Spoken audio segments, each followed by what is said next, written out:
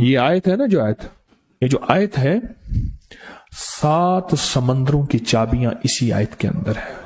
7 زمینوں، 7 آسمانوں اور جتنی بھی مخلوقات ایسی ہے جو ڈس سکتی ہے، جو چیر پھاڑ سکتی ہے، یا ایسی آفتیں اور بلائیں جو آنے والی ہیں، ان سب کو سنبھالنے کے لیے یہ آیت آخری طاقتور ترین آیت ہے، اور یہ عمل حیرت انگیز ترین عمل ہے. میں چند سانسیں پڑھواؤں گا، میں آج چند سانسیں پڑھواؤں گا، اور آپ کو علم ہے کہ یہ کتنی سانسوں کا عمل ہے؟ 40 سانسوں کا عمل ہے. اس کو دیکھتے ہوئے 40 سانسیں، اور ہر سانس میں اپنے مقصد، اپنی مشکل، اپنی پریشانی، جادو، جنات، بندش، بیماریاں، ناکامیاں، تکلیفیں، مشکلات، مسائل، الجھنوں کا ہر سانس میں تصور کرنا ہے. اگر چاہتے ہیں کہ ہمیشہ تونگری رہے، مالداری رہے، عزت رہے، بھرم رہے، اور نسلیں پتہ نہیں کتنی آئیں گی کوئی خبر نہیں، اور ان کا رزق کشادہ رہے، کیسے ہوگا؟ کس طرح ہوگا؟ تو اس کا واحد حل اور اس کا واحد راستہ صرف یہی ہے. اپنے مالوں کو سوچیں، یہ میرا مال اللہ نے دیا ہے. میرے والد غریب تھے، میرا دادا غریب تھا، یا میرا والد مالدار تھا، یا میرا دادا مالدار تھا. آج اگر ان کی جائیداد اور چیزیں مجھ تک پہنچی ہیں تو ان کے پاس راز کیا تھا؟ یہ ضروری ہے. میرا ایک اور پیغام بھی سن لیجیے گا. یہ ضروری ہے کہ اپنی نسلوں کو فقیر اور غریب اور منگتا چھوڑ کے نہیں جانا. جتنی استطاعت ہو ان کے لیے اتنا جائیداد، پراپرٹی، مال، کوئی رزق کو چھوٹا سا چھوڑ کے جانا ضروری ہے. اپنی نسلوں کو خالی چھوڑ کے نہ جانا. اگر وسائل ہیں، حلال کے راستے ہیں، اگر نہیں ہیں تو کوشش کرتے رہیں. اللہ کا مال اللہ کے ذمہ ہے، اللہ کا نظام اللہ کے ذمہ ہے. یہ آپ اگر اپنے پاس کچھ مال رکھتے ہیں، کچھ جائیداد رکھتے ہیں، سونے جواہرات رکھتے ہیں، یا کچھ چیزیں رکھتے ہیں، اگر آپ رزق حلال میں سنبھال کے رکھا ہوا ہے اور سال کے بعد ان کی زکوٰۃ دیتے ہیں اور رکھتے ہیں، تو یہ حرام نہیں ہے، اسباب کے موافق ہے اور توکل کے خلاف نہیں ہے. ایسا کرنے سے آپ گناہگار نہیں ہوں گے. ڈھاکہ میں ایک بازار ہے، اس کا نام خانم بازار ہے. خانم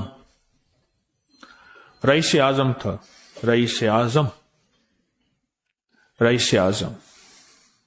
پر اس نے زکوٰۃ، عشر، ہدیات، صدقات کے لیے اپنا مال محفوظ نہ کر سکا.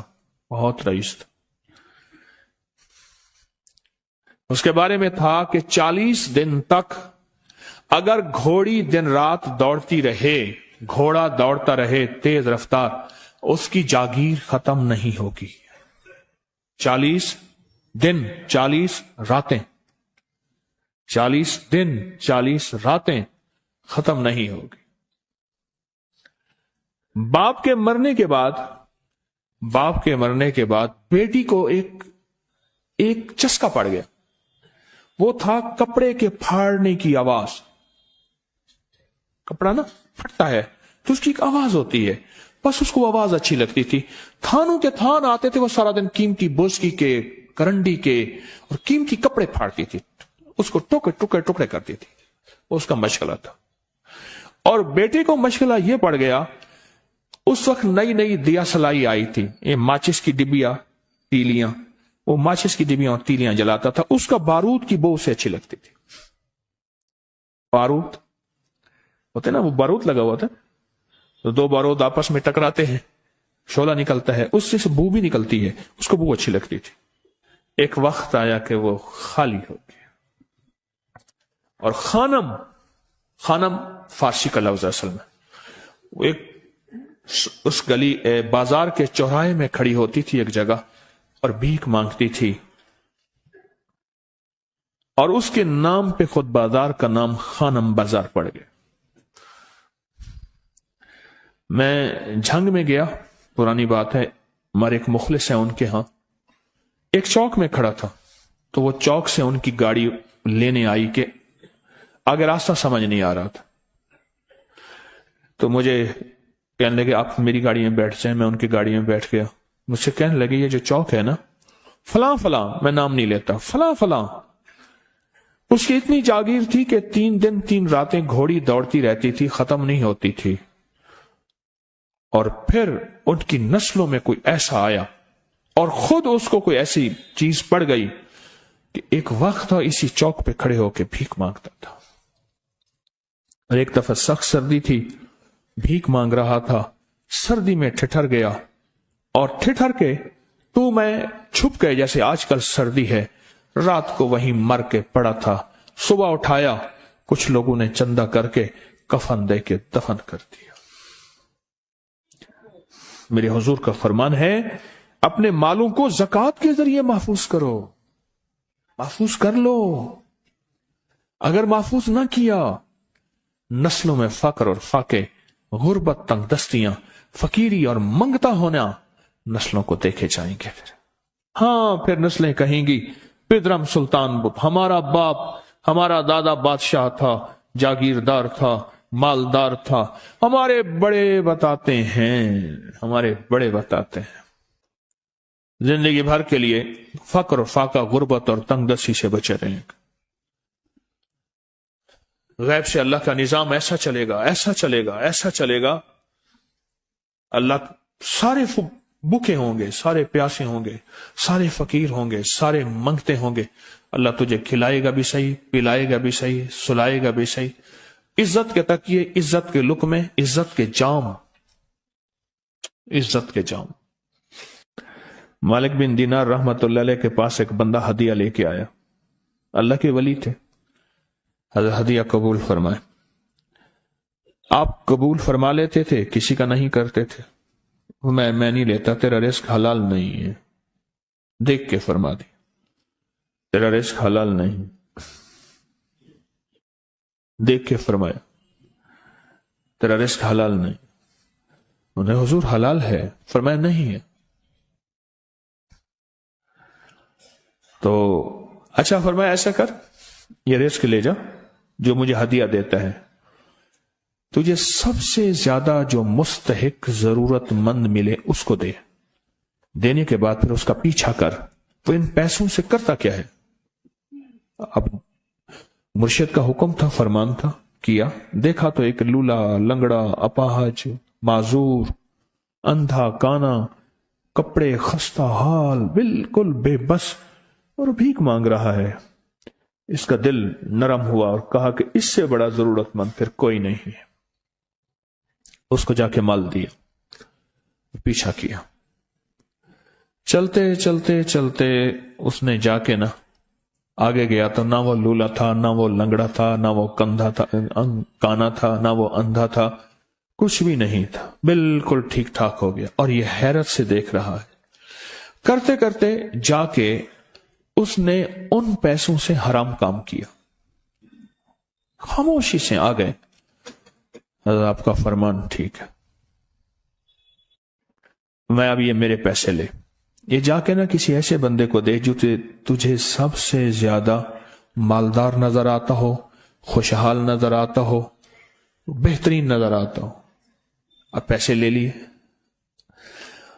اب دیکھا تو ایک صاحب ہیں، بڑے قیمتی گھوڑے پہ، لاجواب پوشاک ہے اور بہت اچھی حالت ہے ان کی، بہت اچھی حالت. سوچا کہ حضرت نے فرمایا تھا کہ سب سے زیادہ خوشحال کو دینا. اس کو جا کے پیسے دیے، اس نے لے لیے. اب اس کا پیچھا کیا. وہ ایسی دکان پہ گیا جہاں سے راشن لیا جاتا ہے. اس نے تھوڑا تھوڑا راشن لیا.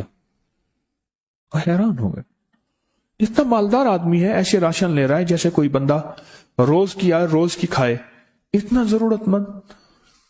اس کا پیچھا کیا. ایک پرانی حویلی تھی، ایک پرانا محل نما ایک گھر تھا، ٹوٹا پھوٹا. اس کا جا کے دروازہ کھٹکھٹایا.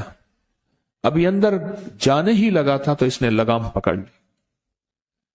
اس نے دیکھا تو ہے تو وہی جس نے آج میری مدد کی ہے. کہا تجھے اللہ کا واسطہ ہے، اب مجھے اپنے حالات بتا دے.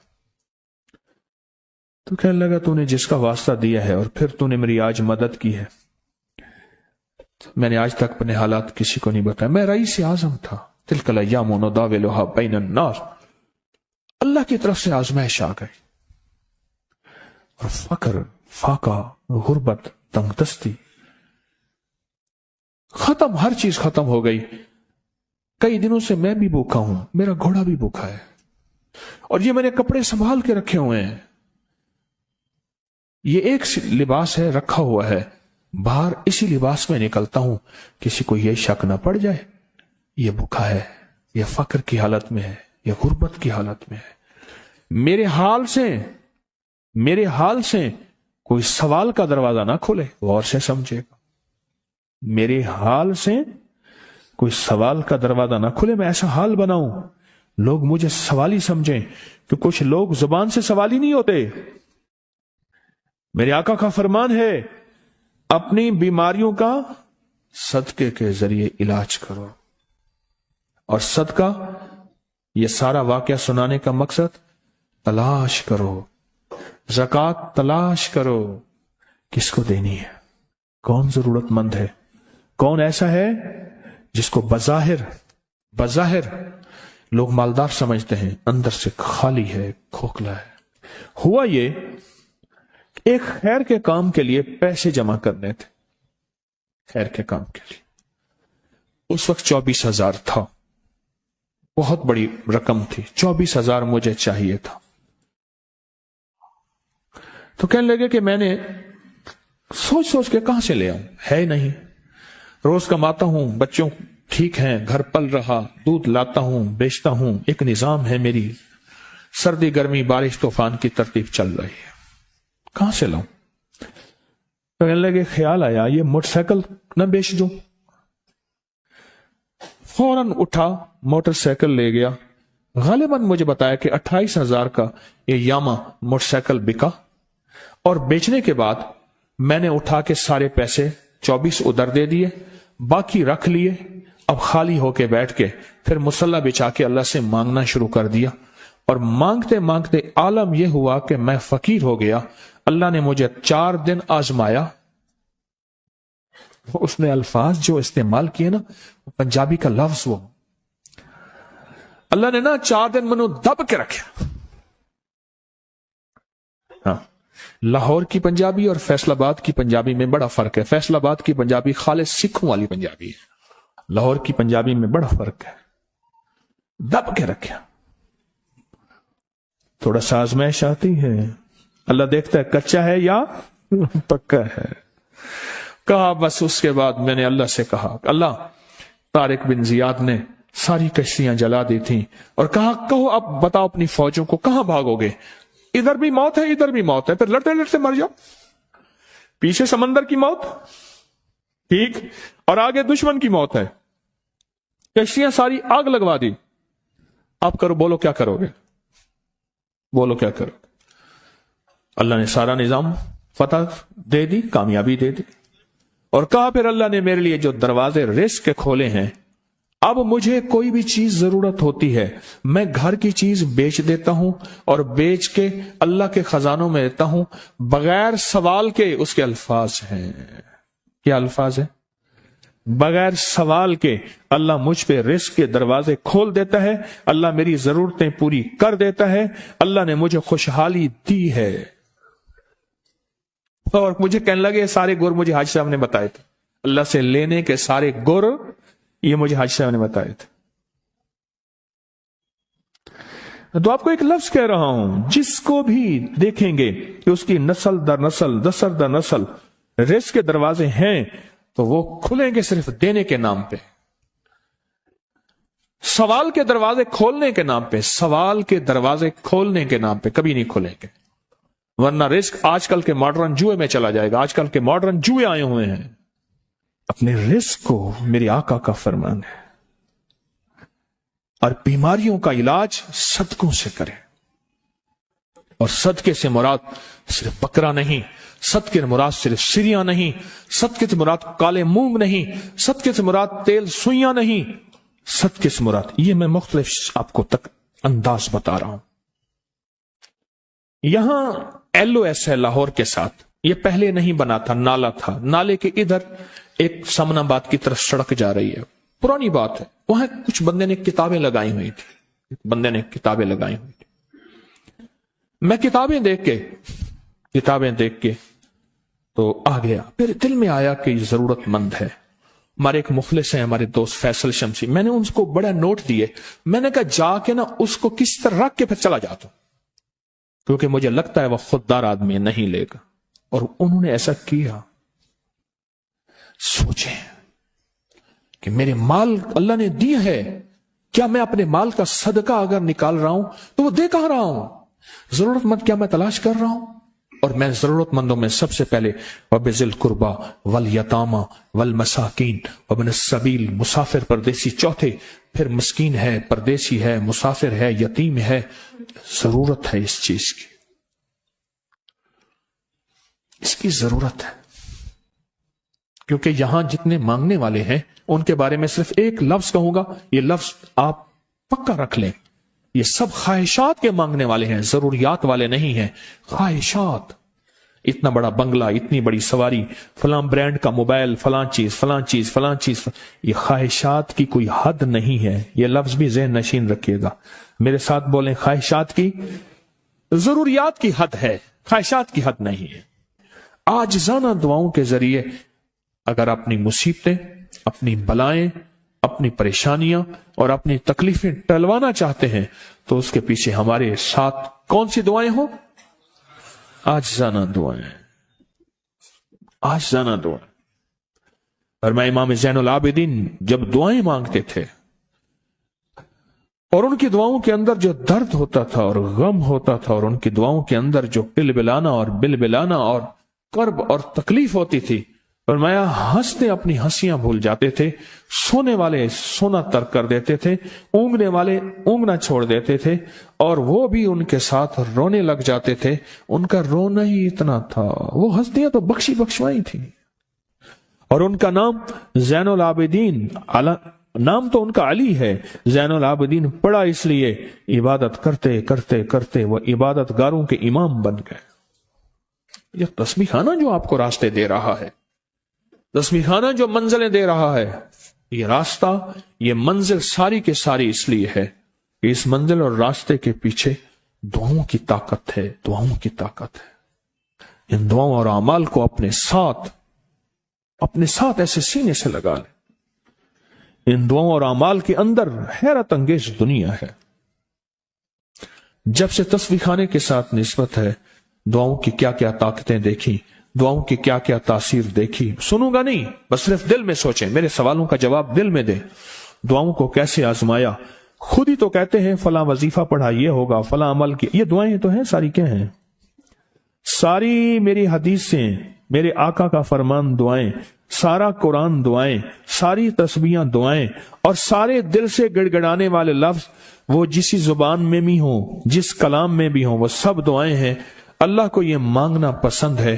اللہ کہتا ہے پھر وہ مصیبتیں جو کھجور کے درختوں سے نیچے آ چکی ہوتی ہیں، میں ان کھجوروں کو بھی، ان درختوں کو بھی، ان مصیبتوں کو بھی ٹال دیتا ہوں، اور وہ مصیبتیں جو تیری آنکھیں نے دیکھ چکی ہیں ان کو بھی ٹال دیتا ہوں، اور وہ بلائیں آفات جو زندگی میں تیرے سامنے ہیں ان کو بھی ٹال دیتا ہوں۔